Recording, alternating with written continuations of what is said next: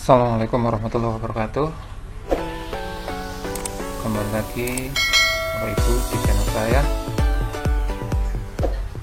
Saya akan melanjutkan lagi untuk membahas materi soal Vitas PPG tahun 2022 dengan submateri itu masih di TKJ. Kalau kemarin saya sudah membahas materi di kisi-kisi nomor 71 sampai 80 sebenarnya. Tapi ada dua materi yang memang saya pisah, yang saya tinggal, yakni untuk submaterinya yaitu jaringan nirkabel dan fiber optik.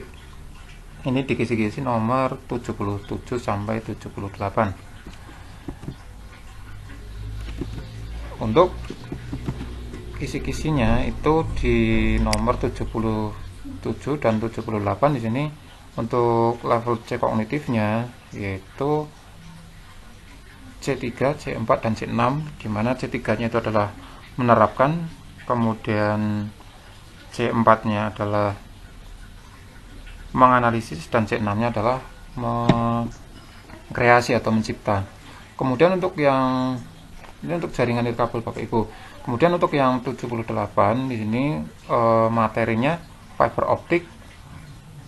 Permasalahan jaringan fiber optik untuk level kognitifnya itu sama, yaitu C3, C4, dan C6. Ini untuk C3 itu menerapkan, menganalisis, dan mengevaluasi. Kenapa saya bisa Bapak Ibu? Karena di sini untuk materi ini sebenarnya lumayan banyak Bapak Ibu, hingga memang kemarin saya sengaja bisa supaya pembahasannya itu tidak terlalu panjang untuk pembuatan videonya. Oke, langsung saja Bapak Ibu untuk pembahasannya. Sebelumnya silakan Bapak Ibu untuk bisa subscribe, kemudian nanti bisa like, komen, share, dan sebagainya. Kemudian nanti kalau misalkan memang soal-soal yang saya bahas di sini ada kesalahan, ada kekurangan, dan ada kekeliruan, mohon kiranya Bapak Ibu untuk mengoreksi dan memperbaikinya. Silakan masukkan di kolom komentar. Oke Bapak Ibu, kita lanjut ke pembahasan soalnya. Soal nomor 1. Dalam model OSI layer atau layer OSI yang berfungsi untuk menerima data dari session layer adalah network layer, bit data link layer, transport layer, physical layer, data INK atau data in.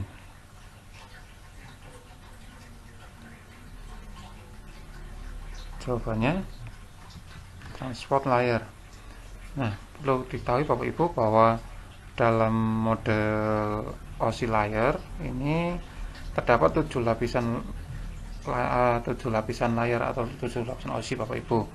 Nah, di modul ini kalau kita lihat OSI model ini terdapat 7 lapisan Bapak Ibu. Kalau Bapak Ibu TKJ, saya yakin ini sudah familiar dengan mode OSI layer seperti ini. Ya Bapak Ibu, untuk model OSI layer itu terdapat 7 lapisan. Yang pertama itu adalah fisikal, kemudian yang kedua adalah data link, kemudian yang lapisan yang ketiga adalah network layer, kemudian yang keempat ini adalah transport layer, kemudian yang kelima adalah session layer, kemudian yang keenam adalah presentation layer, kemudian yang terakhir adalah application layer. Nah, ini application layer ini biasanya antarmuka yang dipakai oleh pengguna atau end usernya. Kemudian untuk physical layer ini adalah sebuah fisiknya. Nah, tadi di soal menjadi pertanyaan itu data yang diterima oleh session layer. Nah, kalau tidak salah itu di soal itu yang berfungsi untuk menerima data dari session layer. Nah, jawabannya adalah transport layer. Jadi data yang diterima dari session layer itu siapa? Ini adalah lapisan di bawahnya, itu adalah transport layer. Nah, Bapak Ibu. Kemudian soal nomor 2. Di sini kabel yang memiliki inti serat kaca adalah kabel UTP, kabel STP, kemudian kabel koaksial, kabel crossover, kabel fiber optik.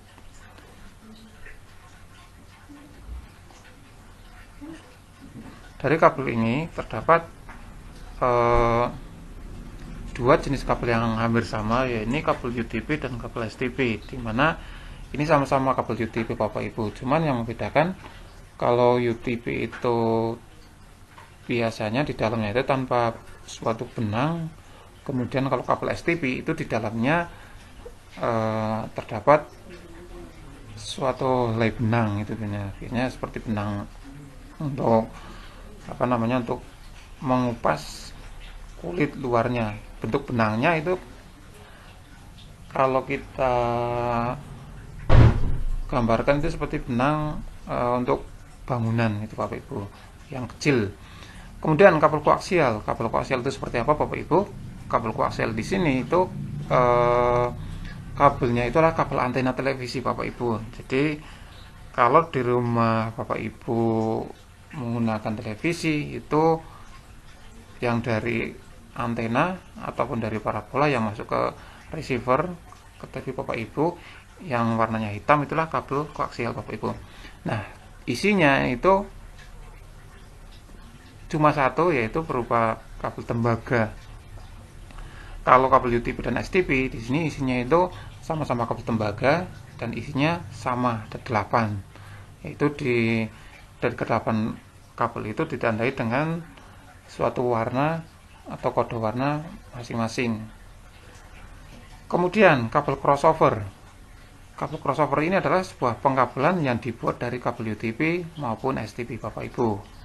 Kabel crossover ini biasanya ketika kita menyusun kabel UTP itu ada 3 pengkabelan, yaitu kabel strike atau kabel lurus, kemudian ada kabel cross, kabel silang, ada beberapa pin yang disilangkan. Kemudian kalau kabel crossover ini adalah kabel yang sepenuhnya dari pin 1 sampai pin 8 itu disilangkan semuanya Bapak Ibu. Kemudian kabel fiber optik di sini adalah sebuah kabel yang terbuat dari serabut kaca. Jadi kabelnya kecil dan itu daya hantarnya menggunakan sistem penghantaran cahaya seperti cahaya Bapak Ibu. Jadi itu kabel yang memiliki serat kaca. Inti serat kaca adalah kabel fiber optik. Kemudian soal yang ketiga. Oke. Kalau kita lihat dulu Bapak Ibu sebelum kita lanjut ke soal nomor 3, fiber optik.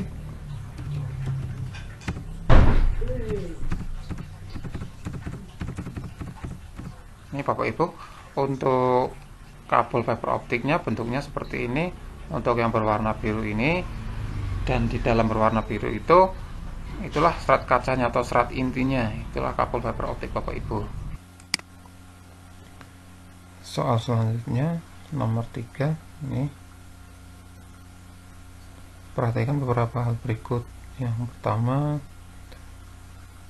ada sebuah pernyataan, yakni harganya relatif murah. Kemudian yang kedua, penggunaannya mudah dibaca. Kemudian pernyataan yang ketiga, harganya cukup mahal. Kemudian pernyataan yang keempat, hampir tidak terpengaruh noise. Noise itu gangguan, itu Bapak Ibu. Dari data di atas, manakah yang tidak merupakan kelebihan dan kelemahan dari kabel koaksial? Yang pertama, yang A 1 dan 2, yang B 1 dan 3, yang C 1 dan 4, yang D 2 dan 4, yang E 3, hanya 3. Perlu diingat Bapak Ibu, kabel koaksial tadi sudah kita bahas di soal sebelumnya. Silahkan dipilih jawabannya Bapak Ibu. Untuk jawabannya 1 dan 2, yaitu dari data di atas manakah yang tidak merupakan kelebihan dan kelemahan. Ini adalah yang ditanyakan adalah sebuah kelebihan dan kelemahan dari kabel koaksial. Kalau kelebihannya itu kabelnya itu harganya relatif murah Bapak Ibu. Jadi kalau kita bandingkan dari kabel internet yang ada antara kabel UTP, kemudian karena STP, kemudian fiber optik dan koaksial, itu dari ketiga kabel itu yang paling murah harganya itu adalah kabel koaksial. Kemudian dari kelemahan, dari sisi kelemahan kabel koaksial itu mudah dibajak. Dalam artian dibajak di sini adalah mudah disadap atau mungkin lebih, maksudnya internet itu mudah dicuri kayak gitu Bapak Ibu, sehingga dari segi kelemahannya itu dari ketiga jenis kabel diantaranya UTP, kemudian fiber optik dan koaksial itu yang paling mudah dibajak atau dicuri seorang itu adalah kabel koaksial. Itu Bapak Ibu. Untuk soal selanjutnya, ini salah satu jenis teknologi jar lock-off yang menggunakan konfigurasi point to point adalah A. DLC, kemudian yang B nya ada FITL, kemudian yang C nya adalah PON,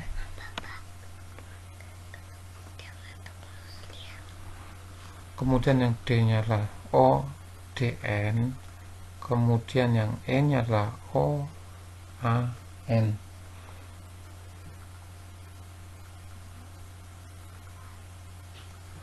Silakan untuk bisa dipilih.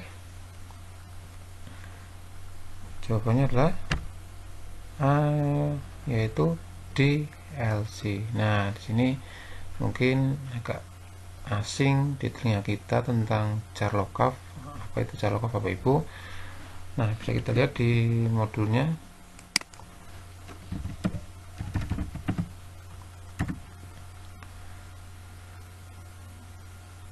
Ini Bapak Ibu, kalau bisa kita baca, teknologi jar lock-off atau jaringan local access fiber optik adalah teknologi yang sedang berkembang ya Bapak Ibu. Berbagai metode transmisi dimungkinkan untuk diterapkan, namun jumlah implementasinya itu masih relatif terbatas di lapangan. Teknologi jar lock-off yang merupakan teknologi yang telah dikenal di dunia, diantaranya sebagai berikut. Nah, ini ada DLC, kemudian ada PON atau Passive Optical Network, kemudian ada AON atau Active Optical Network. Itu Bapak Ibu. Jadi di sini adalah salah satu jenis teknologi jar lock-off yang menggunakan konfigurasi point to point adalah DLC. Nah, DLC itu yang mana tadi Bapak Ibu? Nih, DLC yaitu merupakan hasil teknologi VCM 30 pada sistem jaringan pelanggan. Nah, teknologi ini memiliki dua perangkat utama, yaitu di sisi sentral dan di sisi pelanggan atau RT-nya. Nah, DLC merupakan perangkat yang multiplexing sinyal keluaran dari sentral dengan kecepatan 60 KB menjadi sinyal dengan kecepatan 2 MB di sisi pelanggan. Jika dibentuk dengan jaringan lokal tersendiri, diperlukan dua DLC yang identik, yaitu di bagian sisi sentral dan sisi pelanggan. Nah, konfigurasi DLC terdiri dari yang pertama perangkat DLC, kemudian ada multiplexer mode tinggi atau HON-nya. Kemudian kalau OAN atau Optical Active Network ini lebih cenderung ke sebuah perangkat Bapak Ibu. Nah, AON ini mirip dengan teknologi PON ya, atau Passive Optical Network. Hanya saja perbedaannya kedua terletak pada splitter yang digunakan. Nah, PON menggunakan splitter pasif, sedangkan AON itu menggunakan splitter aktif, yaitu Active Splitting Equipment atau ASE, atau yang sering disingkat itu active splitter atau AS. Jadi gambarannya kalau yang AON itu sebenarnya lebih ke cenderung perangkat wajib Bapak Ibu, tapi kalau yang pasif di sini sebenarnya kalau dengan kita analog bahasa kita itu pasif itu sebenarnya pasif optical network itu alat yang mungkin lebih bukan yang utama kayak gitu Bapak Ibu. Itu gambarnya seperti itu. Nah, jadi salah satu jenis teknologi jaringan lokal di sini yang menggunakan fiber optik itu menggunakan konfigurasi point to point adalah DLC. Jadi Bapak Ibu, jadi jawabannya yang DLC ini atau digital loop carrier.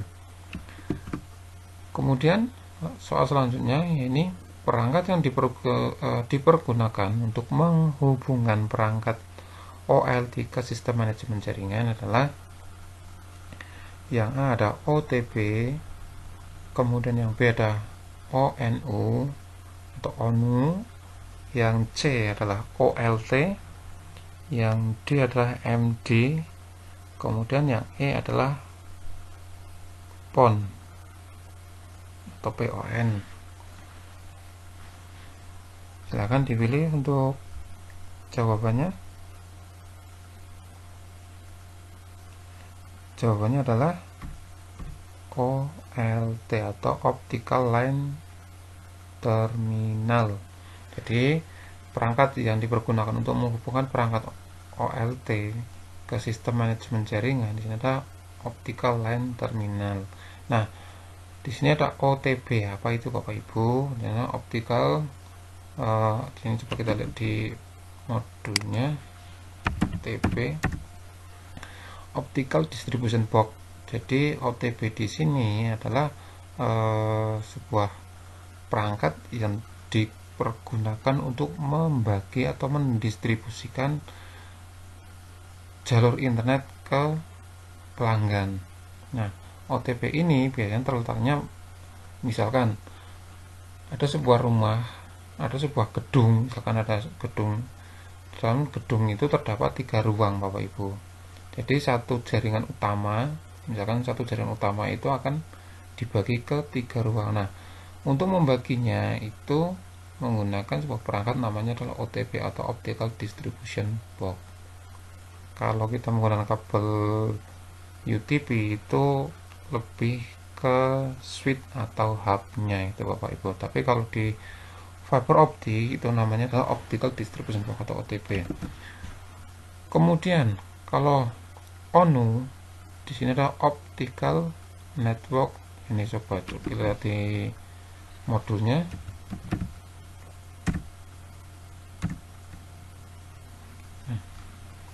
Optical Network Unit. Nih, optical ada OLT tadi Optical Line Terminal, kemudian ODN adalah Optical Distribution Network, kemudian ONU adalah Optical Network Unit. Nah, ini lebih cenderung ke sebuah perangkat utamanya. Kemudian kalau PON di sini adalah Passive Optical Network Unit. Ini Passive Optical Network ini. Kalau tadi optical PON itu ya kalau kita menggunakan bahasa kita sendiri adalah sebenarnya alat yang tidak diharuskan, atau dalam artian itu bukan wajib kayak gitu Bapak Ibu. Kemudian MD. Kalau MD di sini tidak ada ya Bapak Ibu, sehingga ini tidak masuk ke dalam kriteria perangkat fiber optik. Itu jawabannya Bapak Ibu. Kemudian kita lanjut soal berikutnya. Pengiriman paket dari sumber data ke suatu tujuan dan sebuah paket data pada jaringan. Jenis ini harus melalui satu atau lebih mesin-mesin perantara. Nah, seringkali harus melalui banyak rute yang mungkin berbeda jaraknya. Kondisi ini dinamakan sistem jaringan A. Point to point, B. Broadcast, C. Infrastruktur, D. Telekomunikasi, yang E. WiFi. Jawabannya adalah point to point. Nah, kita bisa lihat Bapak Ibu, kita amati soalnya. Pengiriman paket dari sumber data ke suatu tujuan, dan sebuah paket data jaringan jenis ini harus melalui satu, nah kata kuncinya di sini, satu atau lebih mesin perantara. Seringkali harus melalui banyak rute yang mungkin berbeda jaraknya.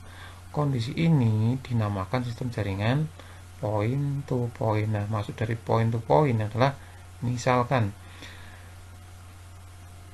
sumber internet di sini itu pada posisi A, mau dikirimkan ke titik atau destinasinya itu adalah titik E. Nah, dalam kasus di nyatanya atau dunia nyatanya, di yang sebenarnya di lapangan, dari sumber akses internet dari titik A itu mau dikirimkan ke titik E itu tidak serta-merta langsung terhubung ke sini sampai koneksi seperti ini. Kenapa Bapak Ibu? Mungkin di sini ada sebuah penghalang, misalkan gunung, bukit, gedung dan sebagainya. Maka koneksi atau daya pancar dari titik A ke titik E itu tidak sampai karena terhalang. Nah, agar titik ini bisa sampai ke titik E itu bagaimana? Nah, maka arusnya itu atau jalurnya itu mungkin dibelokkan harus mampir ke titik B dulu yang tidak ada penghalangnya. Kemudian titik B ketika mau dilangsungkan sampai E itu pun masih ada penghalang, maka harus dipantulkan lagi ke titik C. Nah, kemudian dari titik C tidak serta-merta langsung di titik E, masih ada penghalang, maka harus dialihkan lagi ke titik D agar tidak ada penghalangnya. Nah, kemudian dari titik D ini akan diteruskan ke titik E ketika di sini tidak ada penghalangnya. Nah, antara A sampai ke B, B ke C, C ke D, D ke E itu namanya adalah, istilahnya adalah point to point itu Bapak Ibu. Jadi gambarnya adalah pengiriman paket dari sumber data ke suatu tujuan, dan sebuah paket data pada jaringan ini harus melalui satu atau lebih mesin perantara. Jadi harus melalui perantara terlebih dahulu Bapak Ibu. Itu namanya adalah point to point. Kita lanjutkan Bapak Ibu soal selanjutnya. Nah, perhatikan gambar di bawah ini. Alur mengalirnya data sampai diterima oleh pelanggan melalui, nah ini pertanyaan adalah menanyakan sebuah topologi Bapak Ibu. Jadi gambarannya yang ditanyakan adalah alur mengalirnya data dari data sampai diterima oleh pelanggan. Dari misalkan datanya dari sumber seperti ini, kemudian sampailah ke komputer ujung. Nah, ini berarti yang ditanyakan adalah sebuah topologi. Nah, topologi yang dimaksud adalah A. Topologi ring, B. Topologi star, yang C. Topologi tree, yang D. Topologi bus, kemudian yang E. Topologi linear.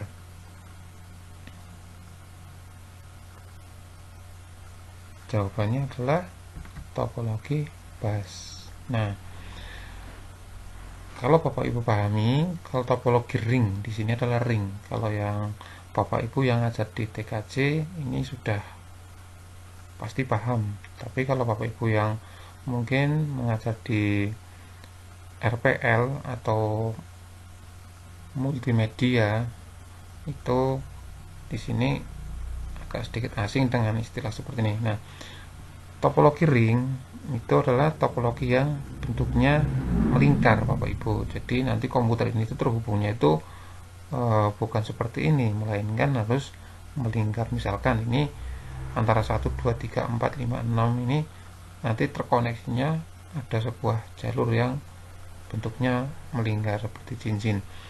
Kemudian topologi star ini biasanya berbentuk bintang Bapak Ibu. Jadi yang dimaksud topologi star di sini adalah topologi yang ada sentral pembaginya itu kita menggunakan hub atau switch. Jadi komputer ini itu letaknya bukan pakai jalur backbone seperti ini, tapi langsung terbagi di misalkan komputer 1, komputer 2, dan di sini ada komputer 3. Jadi bentuknya adalah seperti ini. Kemudian di tengah ini sebagai sentralnya, yaitu menggunakan hub atau switch. Kemudian topologi tree, ini topologi pohon. Itu bentuk topologinya adalah gabungan dari beberapa topologi, misalkan dari topologi 2 topologi star, atau topologi star dengan topologi bus dan sebagainya yang menjadi satu. Kemudian topologi bus di sini bentuknya seperti ini Bapak Ibu. Jadi ciri-ciri khusus dari topologi bus itu ada jalur utamanya atau backbone-nya. Kemudian untuk kliennya atau end usernya itu biasanya berbentuk berurutan ke belakang seperti ini Bapak Ibu. Nah, ini ciri khas dari topologi bus. Itu Bapak Ibu. Kemudian kita lanjutkan. Jaringan komputer yang mencakup area yang besar. Nah, ini sebuah jaringan komputer yang mencakup atau jangkauannya itu yang area yang luas.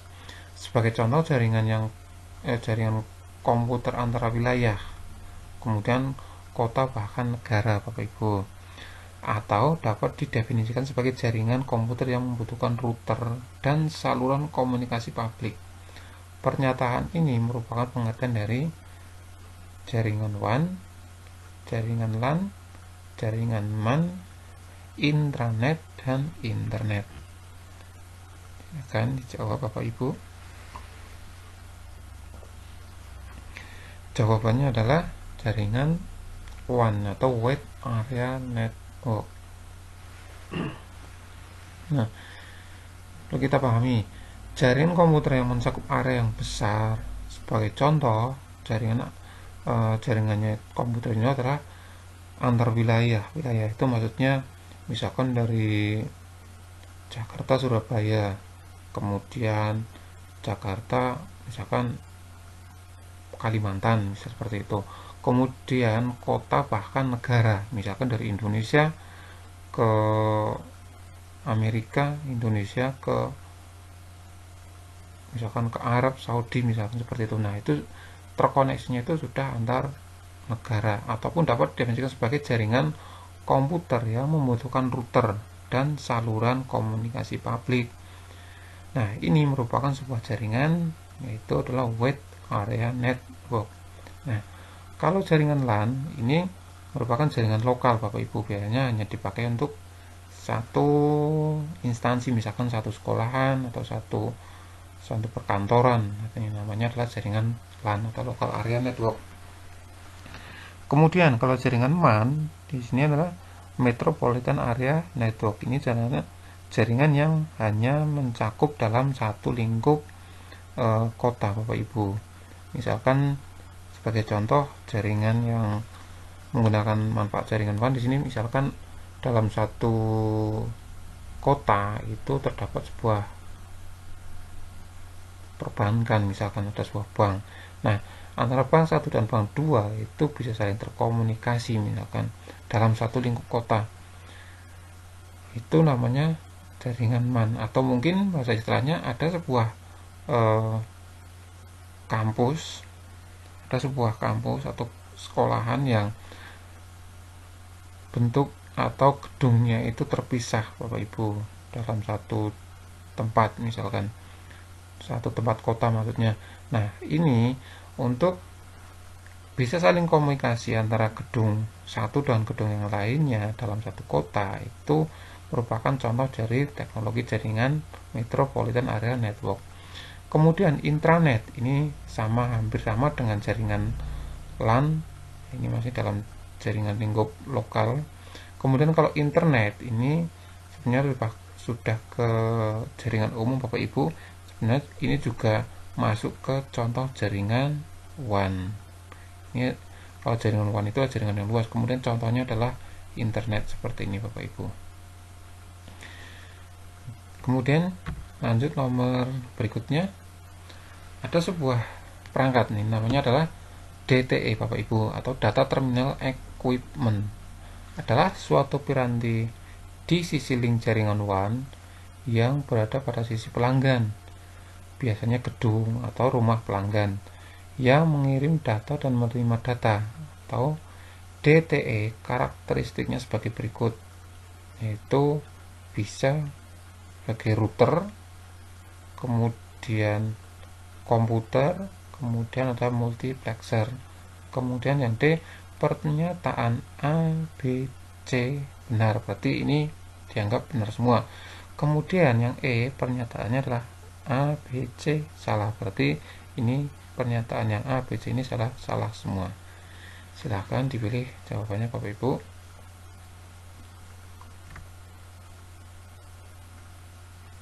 Jawabannya adalah yang D, yakni DTE itu karakteristiknya itu ya seperti router, atau bisa sebagai router, kemudian komputer, kemudian ada multiplexer. Itu Bapak Ibu, itu fungsi atau karakteristik dari DTE nya atau data terminal equipment nya. Kemudian nomor 10, seutas serat optik berisi satu core. Nah, seutas serat optik ini berisi satu core. Satu core ini maksudnya satu helai kabel. Kalau satu helai kabel satu core ini biasanya satu rambut, itu Bapak Ibu, rambut kita. Saat kalau kabel fiber optik itu kan ukurannya kan sebesar rambut kita Bapak Ibu. Nah, satu core ini mempunyai pelindung serat sendiri dan dilengkapi hanya satu buah konektor pada salah satu ujungnya, yaitu, nah ini kita simulasikan, seutas serat optik berisi satu core, jadi hanya satu kabel Bapak Ibu. Misalkan satu kabel mempunyai pelindung serat sendiri dan dilengkapi hanya satu buah konektor atau konektor SC nya. Jadi ini satu buah kabel dan hanya ada satu konektornya, jadi ujung satunya itu tidak ada konektornya pada salah satu ujungnya, yaitu merupakan sebuah A, pigtail, B, fiber optic, C, patch core, kemudian D, fiber splicer, kemudian yang E adalah OTB. Silakan Bapak Ibu bisa dipilih jawabannya. Jawabannya adalah pigtail atau ekor babi. Nah, di sini kalau nanti ini berbeda Bapak Ibu kasusnya, misalkan ini hanya misalkan contoh, seutas serat optik berisi satu core mempunyai pelindung serta serat sendiri dan dilengkapi dan dilengkapi dua buah konektor Bapak Ibu. Misalkan di sini ada dua buah konektor pada kedua ujungnya, jadi misalkan ini yang hijau, ini kabelnya, dan konektornya kalau di soal itu konektornya adalah cuma satu, seperti ini di hanya sisi kanan misalkan. Nah, ini namanya adalah kabel pigtail atau ekor babi. Tetapi kalau nanti di sini konektornya ada dua dan berada pada kedua ujungnya, misalkan dari sini juga konektor SC nya, kemudian yang sebelah kiri juga ada konektor S nya, itu namanya bukan pigtail lagi Bapak Ibu, tetapi namanya adalah patch core ini Bapak Ibu. Kemudian FO itu adalah fiber optik, ini adalah pengertian kabelnya secara umum. Kemudian kalau fiber splicer itu seperti apa, ini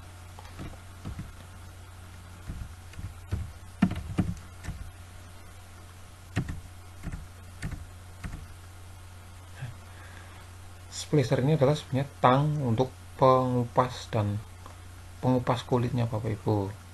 Kalau di sini ada fiber splicer, ini alat yang dipergunakan untuk mengupas kulit dari lapisan fiber optiknya. Ini bukan untuk memotong kabel fiber optiknya, tetapi digunakan untuk mengupas ya Bapak Ibu.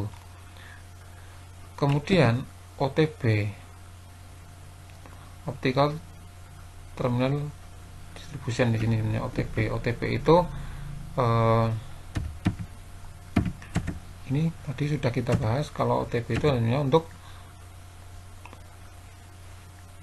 pembaginya. Kalau di kabel UTP itu ini sebagai switch atau hubnya, tapi kalau di fiber optik sebagai pembaginya menggunakan OTP. Nah, kemudian tadi Bapak Ibu, tadi saya sampaikan kalau patch core, kalau kedua ujungnya di sini ada konektor SC-nya, itu namanya patch core Bapak Ibu. Tetapi kalau ujungnya tadi di soal itu kok di sini tidak ada, anggap saja ini tidak ada, hanya satu sisi saja, itu namanya pigtail Bapak Ibu. Coba kita lihat di sini ada enggak.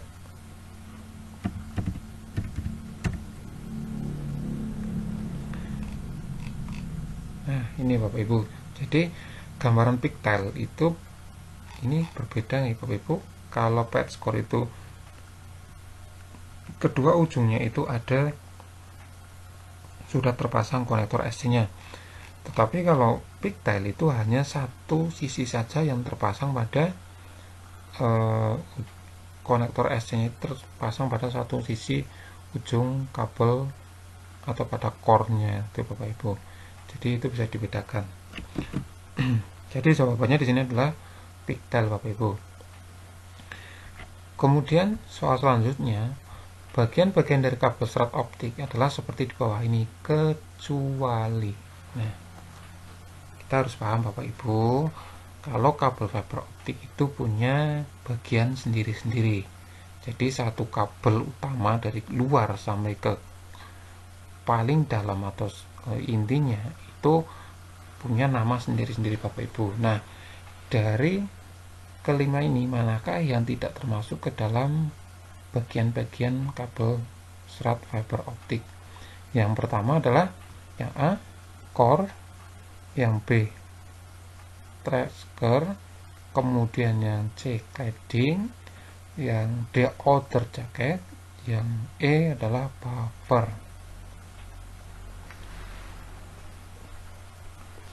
Jawabannya adalah yang buffer.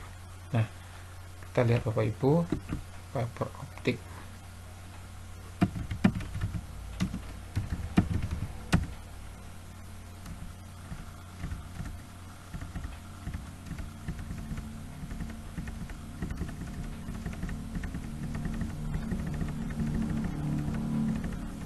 Fiber optik, kita lihat di ini, kita lihat cladding.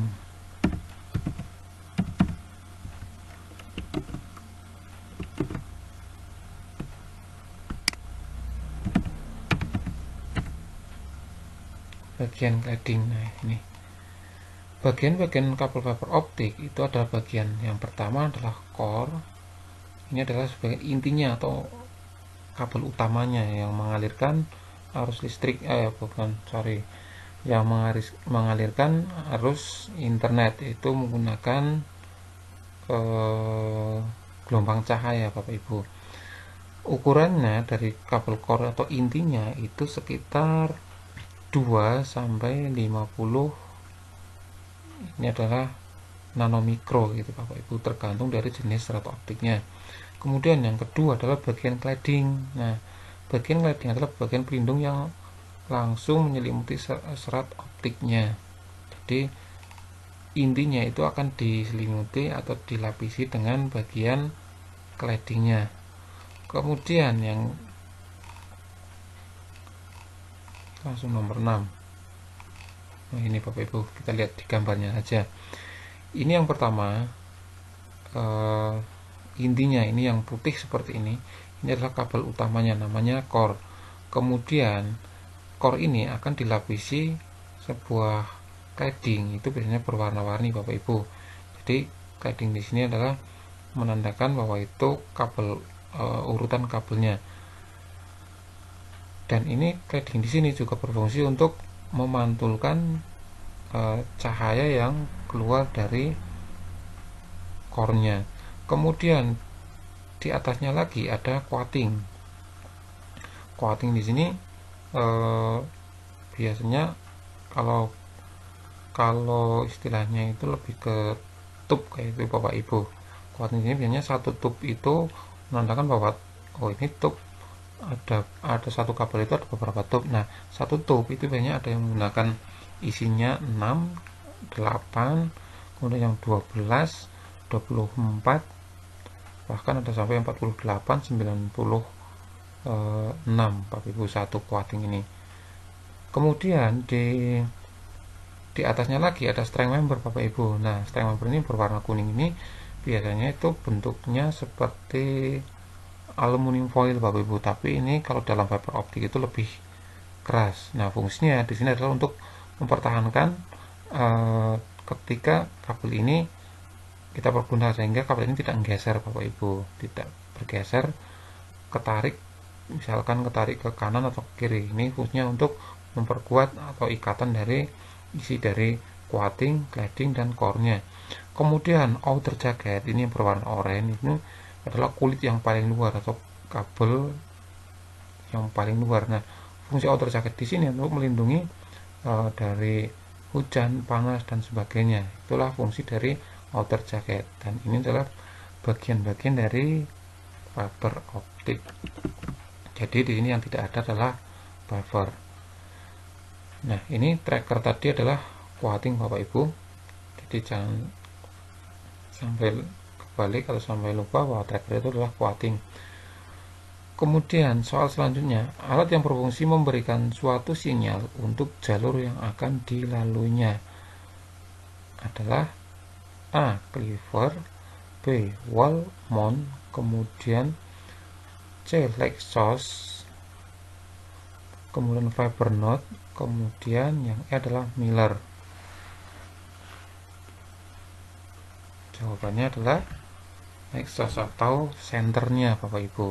Nah, di sini ada alat yang berfungsi memberikan suatu sinyal untuk jalur yang akan dilaluinya.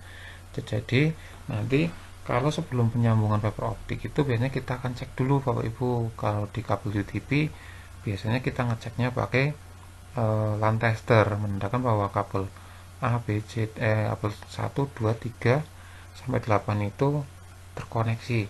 Nah, karena kabel fiber optik itu isinya ada banyak, ada sampai yang paling banyak sekarang ada sekitar 98 satu kabelnya. Nah, untuk ngeceknya satu persatu itu menggunakan sebuah senter Bapak Ibu, senter yang dikhususkan untuk menguji koneksi atau menguji kabel yang akan nanti kita sambung. Nah, ini adalah leg source. Kemudian cleaver, kita lihat di soal di modul.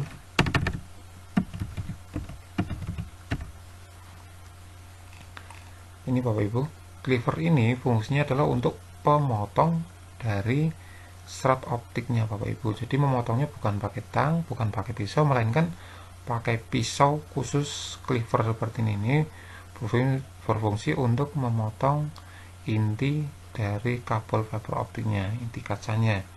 Kemudian leg source.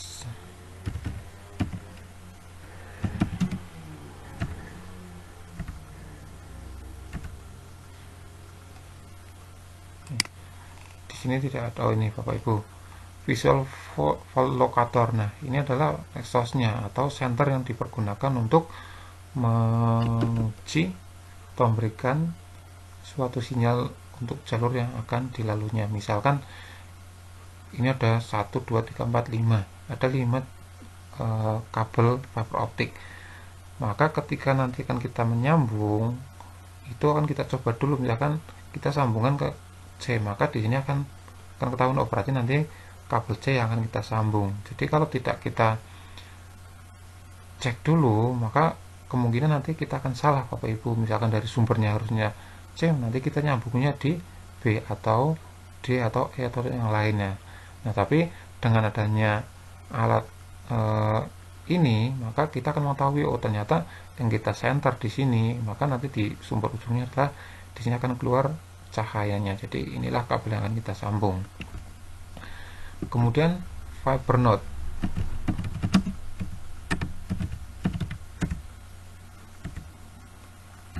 Oke, untuk di soal di modul juga tidak ada. kemudian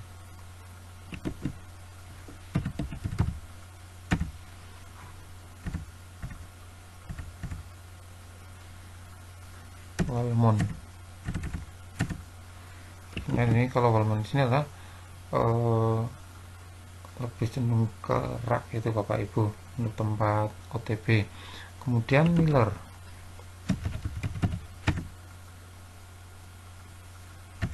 Bapak Ibu, ini modelnya tidak ada di modul. Jadi alat yang berfungsi memberikan suatu sinyal untuk jalur yang akan dilaluinya ini adalah Lexus atau center gitu Bapak Ibu. Ini dipergunakan khusus untuk menguji konektivitas menggunakan fiber optik.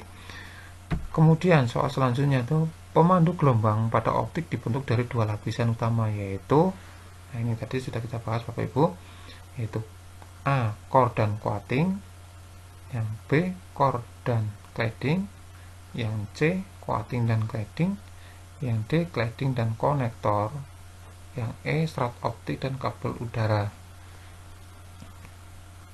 Jawabannya adalah yang core dan coating. Kita lihat.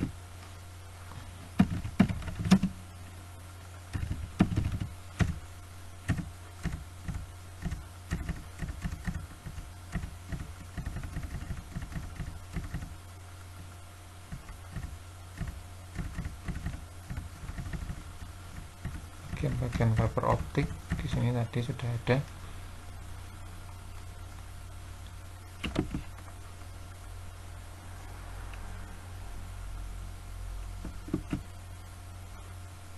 Oke. Mohon maaf Bapak Ibu, jawabannya kita ralat pemandu gelombang optik dibentuk dari dua lapisan utama, yaitu core dan coating.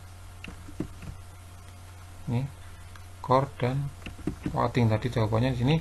Maka pemandu utamanya di sini sebenarnya dari core dan cladding Bapak Ibu. Jadi jawabannya bukan yang A tetapi yang B. Oke, saya ubah dulu untuk soal nomor 13 Bapak Ibu.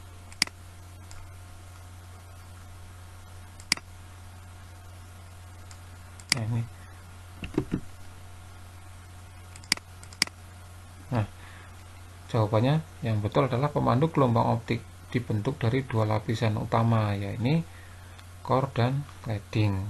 Kita lihat ini adalah core dan claddingnya. Jadi sinyal itu akan merambat melalui core-nya, kemudian di sini sebagai cerminnya atau daya pantulnya. Ini untuk memandu gelombang optik. Nah, itu Bapak Ibu. Kemudian soal selanjutnya, alat yang digunakan untuk menghitung kehilangan energi yang didapat dari serat optik.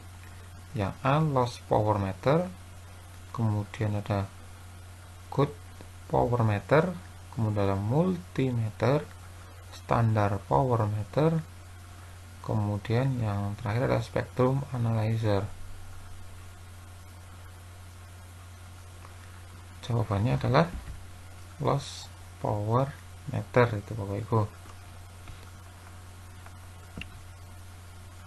Kalau spektrum kita lihat ini.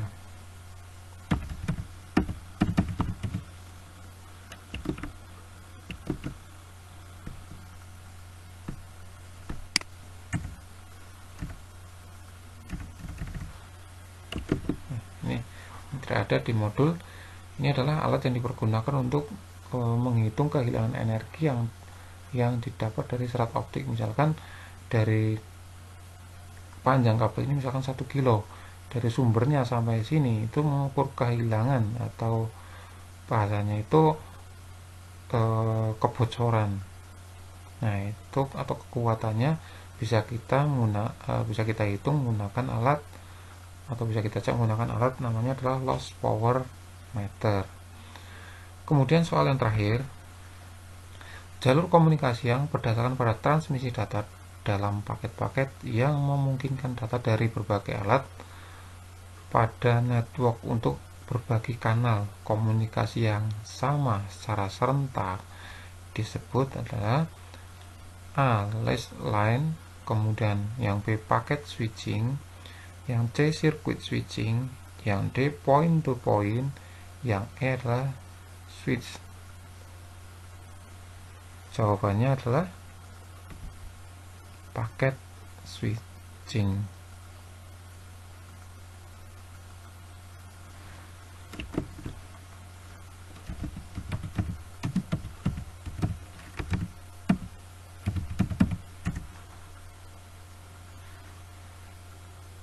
Ini Bapak Ibu, paket switching, jadi jalur komunikasi yang berdasarkan pada transmisi data dalam paket-paket yang memungkinkan data dari berbagai alat pada network untuk berbagai kanal atau istilahnya jalur komunikasi yang sama secara serentak, disebut adalah paket switching. Nah, ini adalah paket switching dengan kecepatan sampai 50, bukan bahkan sampai 600 nih Pak,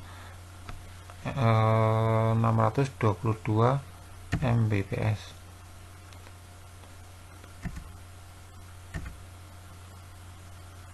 Kita lihat di modul oke.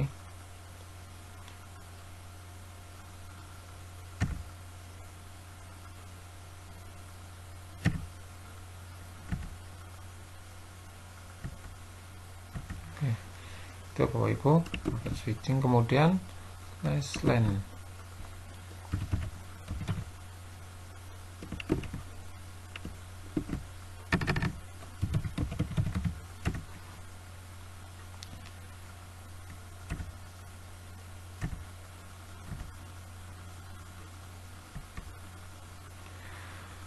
Kalau last line di sini ini adalah ini Bapak Ibu paket switching. Paket switching adalah jalur komunikasi yang berdasarkan pada transmisi data dalam paket-paket yang memungkinkan data dari berbagai alat pada network untuk berbagai kanal komunikasi yang sama secara serentak. Jadi penggunaan kanal, penggunaan jalur yang bersamaan, atau pada secara serentak itu dalam penggunaan berbagai alat. Jadi satu waktu itu dari berbagai sumber alat menggunakan jalur yang sama secara serentak, itu namanya packet switching. Kemudian kalau last line ini adalah disebut juga point to point atau dedicated connection atau koneksi yang disediakan khusus untuk pelanggan, yang dimana bandwidthnya khusus untuk pelanggan itu saja. Jadi ini last line itu diperkhususkan misalkan kita berlangganan IP public kayak itu Bapak Ibu. Kemudian circuit switching. Kalau circuit switching di sini adalah jalur komunikasi yang digunakan dengan network dial-up seperti PPP, kemudian ISDN yang harus melakukan setup pada koneksi terlebih dahulu sebelum melewatkan data. Itu kalau yang circuit switching. Kalau point to point sudah kita bahas Bapak Ibu. Kalau untuk switch ini tidak ada istilah seperti ini yang masuk ke dalam pembahasan jaringan WAN itu Bapak Ibu. Itu Bapak Ibu, ada 15 soal untuk latihan atau 15 soal yang saya bahas terkait dengan submateri jaringan nirkabel dan fiber optik di kisi-kisi nomor 77 dan 78.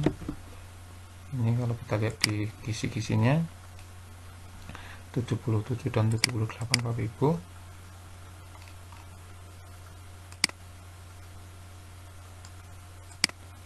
Nah, ini akan membahas mengenai jaringan nirkabel dan jaringan fiber optik. Ini masih menyambung dengan materi TKJ yang di video sebelumnya Bapak Ibu.